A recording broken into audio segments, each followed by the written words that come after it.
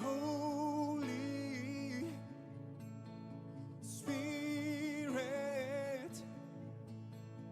we want more of you. This is part two of trauma. What we're looking at is uh, how trauma impacts the child and the adolescent. Because trauma with an adult, because the brain has developed, is slightly different, the way it's processed. And we're going to be looking at trauma from what happens with a child. And the idea here is to equip us when we are ministering to people, and I'm thinking more of adults, that we bear in mind the things that they might have faced growing up, so that we can continue to help them to become all Jesus created them to be. Okay, so here we go with our PowerPoint. So we are going and making disciples. It's a love in action. And we are understanding and working with developmental trauma, because it's in the developmental stage that the trauma takes place. And the heavens declared the glory of God. The skies proclaimed the work of his hands. And that's from Psalm 19, verse 1. But when we start looking at us, yet we too are living works of art created by the master craftsman. And that was just words that just dropped into my spirit. And when you see how God has created us, how he's put us together, it is just absolutely amazing. And I just had to go to Psalm 139. For you formed my inmost being. You knit me together in my mother's womb.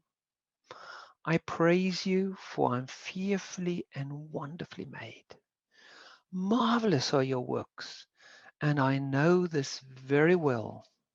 My frame was not hidden from you when I was made in secret, when I was woven together in the depths of the earth. My frame was not hidden from you when I was made in secret, when I was woven together in the depths of the earth. And it's quite interesting that the Study Bible repeats that twice. And, when we just see how God has made us, it is quite amazing. And our whole neurological system, the way our brain works, it's just awesome. So here's a definition. Developmental trauma is the term used to describe the impact of early, repeated trauma and loss, which happens within the child's important relationships and usually in early life. It can also obviously happen in later life. So there's three phases to brain development from conception till adulthood. Now, notice I didn't say from birth, I said from conception. And we have these three phases where we develop. So right from conception, our brains are developing. And from conception till 3 years, there's a couple of things that are happening to us. The left brain, that is your sequential processing side, it is also the side of your speech center, is dormant. So experiences are held in the right side of the brain. These experiences are held as implicit memory, i.e., there are no words. So we got a whole lot of experiences that we have from conception all the way through to about age 3. Yes, we might have one or two recallable memories before age 3, but to the most part, there are no words. Then we have from 3 years to adolescent. And this is an amazing phase because the left brain hemisphere becomes active, and language and verbal memory record is now available, and the brain development is accelerated. And if you have a little bush that is being fed a lot, it just grows exponentially. It's just amazing how the brain develops. And then you've got from adolescence to adulthood, which can be uh, age 22, 24, when the brain is no longer developing. But this adolescent phase is amazing as well. And yeah, the brain goes through a whole transformation. And that's why teenagers find life so difficult. Because first of all, it's pruning a whole lot of neural pathways. So this whole bush now suddenly has just got a couple of twigs, and a lot of their ability seems to just fall away. There's a thing called myelination, in which the brain activity speeds up is much faster. The best way to describe it is you've got your computer on a copper wire, and then it's changed to a optic fiber, and suddenly the information is flowing so fast. And that's quite difficult to suddenly this information flowing so fast through the brain. And there's a lot of impulsiveness because they can't get into the upper brain. They are mainly responding from the lower brain. That's why they can be so volatile and say so many things, because they've got no control of their lower brain to manage that. And so everything comes out at a very raw emotional state. And then there's hyper rationality, where they aren't able to get the gist of what a certain situation might hold.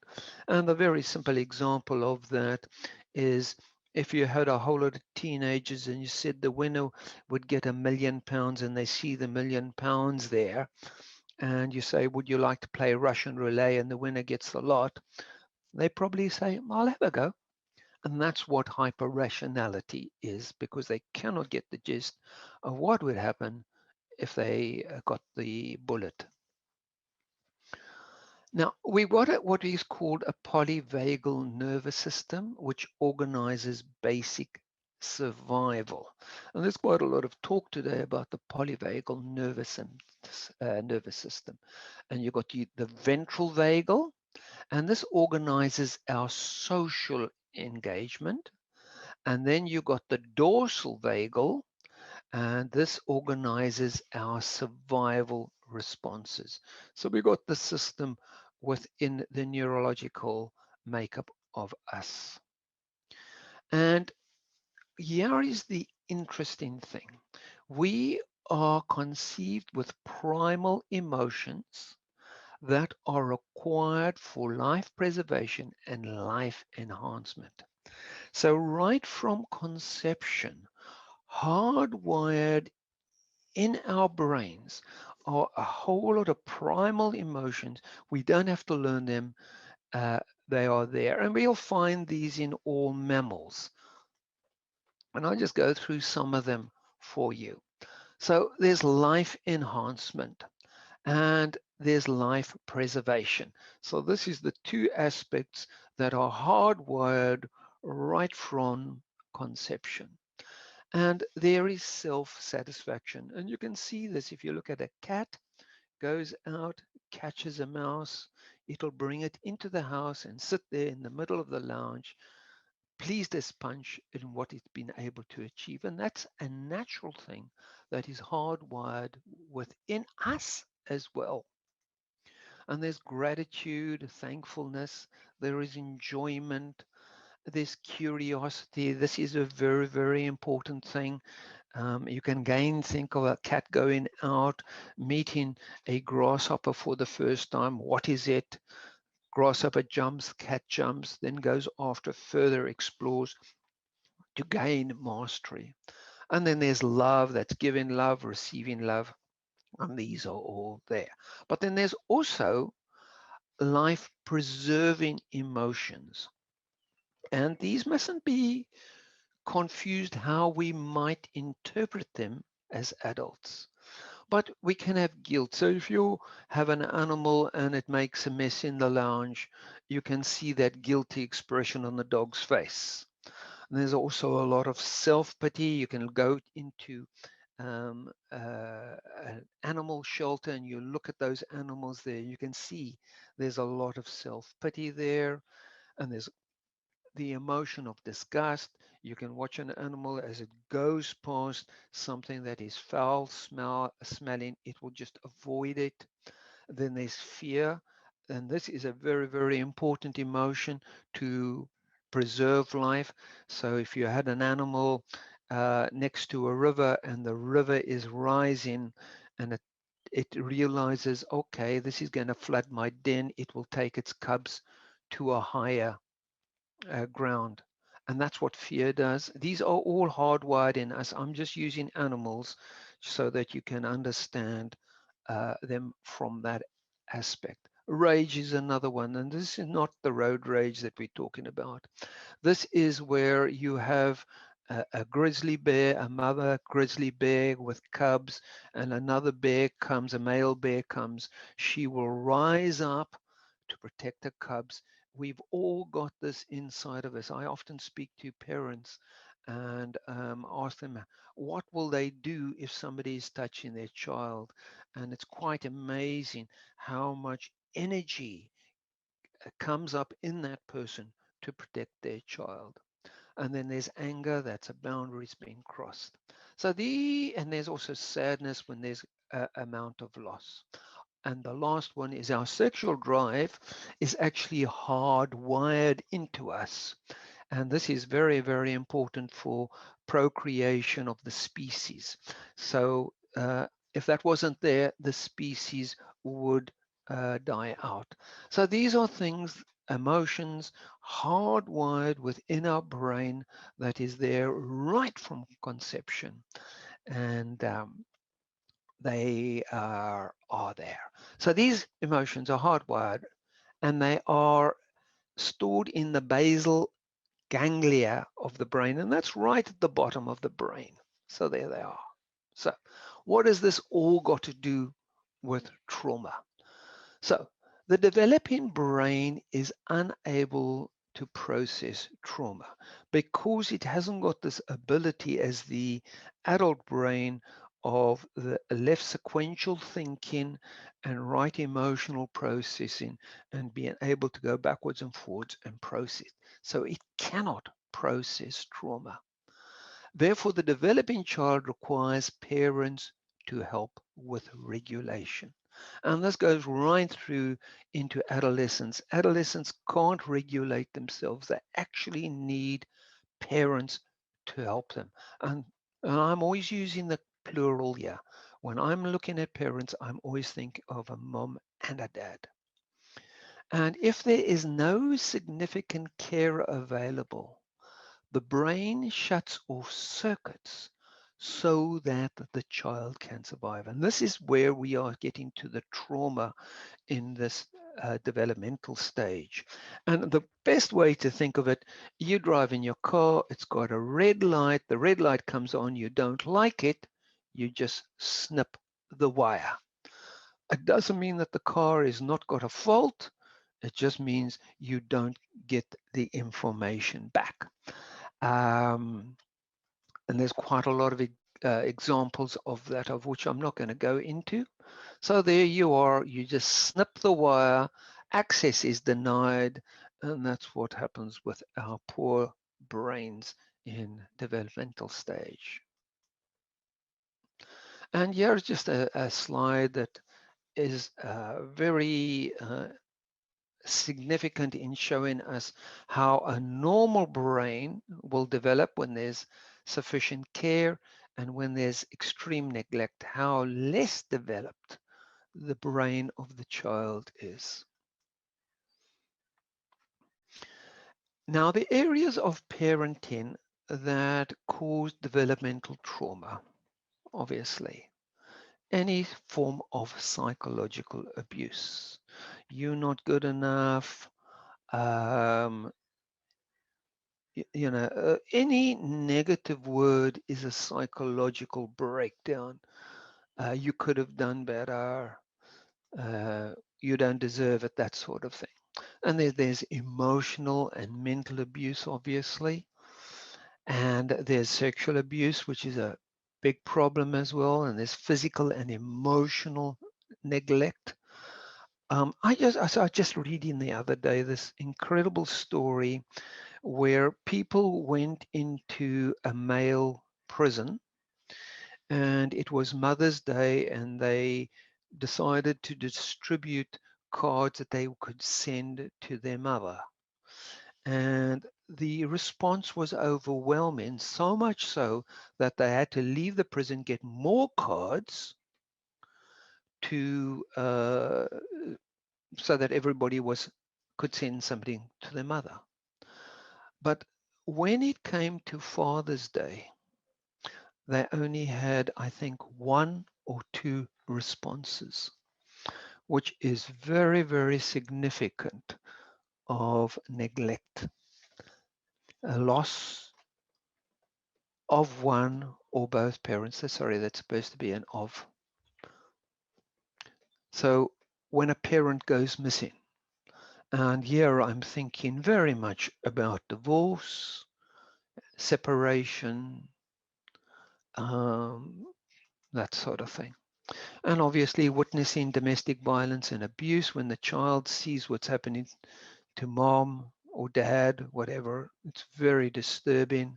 Witnessing alcohol and drug abuse, and then witnessing criminal activities in the home. So these are the areas here the child is unable to process these and tends to switch off circuits, emotional circuits. Children whose families and homes do not provide consistent safety, comfort, and protection may develop ways of coping that allow them to survive and function day to day. So the whole system of the survival system of the brain in the basal ganglia, the survival emotions, is to survive. And if it needs to shut down circuits to survive, that is just what the brain will do, which obviously has long-term consequences. So have you ever asked yourself why God hates divorce? And I know that many people quote, oh, God hates divorce, but it's actually contained in the verse before there. And here it is. Has not the Lord made them one? Obviously talking mom and dad, having a portion of the Spirit. Each of us has got a spirit. And why one? Because he seeks godly offspring. And the moment that there's a parental separation in some way, our children begin to suffer because we need both parents. And I can do quite a lot of talking about the role of dads and the role of moms and the different roles that take place within the growing up of a child. So guard yourselves in your spirit and do not break faith with the wife of your youth, for I hate divorce, says the Lord, the God of Israel. That is now why you're beginning to see why God hates divorce, because it has such a devastating effect on the children. And the areas of impact, obviously attachment and relationships. And we can go one day and talk a little bit about attachment theory and how we attach to our primary caregiver and the various types of attachment. But that pattern of attachment that is created in early childhood is then carried forward into adulthood. So if there is a lack of attachment with a primary caregiver due to neglect, the adult will struggle to do relationships. And it impacts the physical health, obviously, as the emotional responses because our emotions are shut down. And I think that a lot of us have experience where we can't get a response from our significant other. And then on the worst case, we dissociate. We go away and we disappear. And there are all various behavior complications like learned helplessness, for example. And the cognition, the thinking and the learning is all impaired when there isn't sufficient and good nurturing within childhood. And the concept of the self and of future orientation is impaired as well. So comes to where we are, right? So our areas of ministry.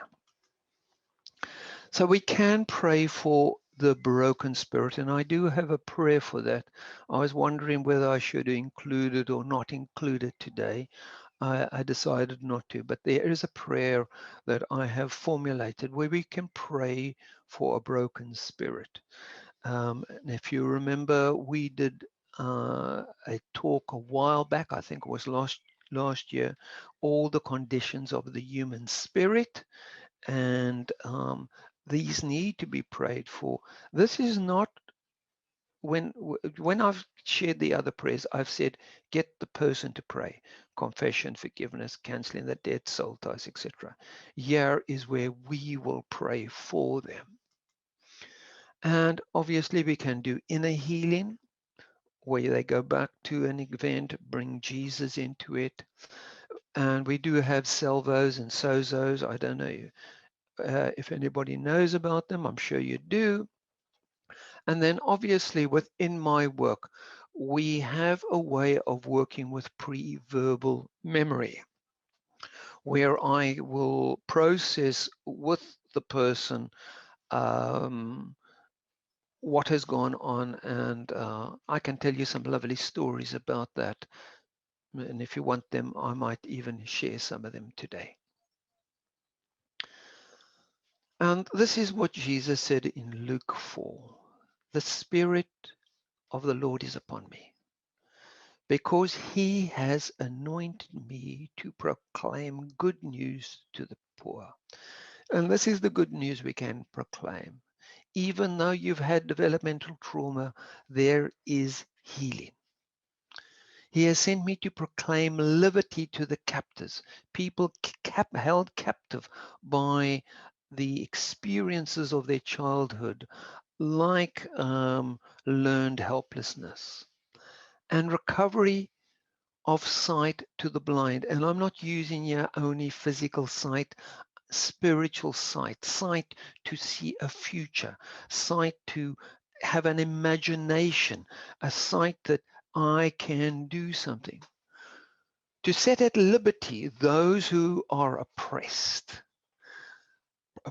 by the experiences of the past where they cannot function the way God created them to function, and to proclaim the year of the Lord's favor. And that's the whole of the talk. And let's go into a little bit of discussion. Remy.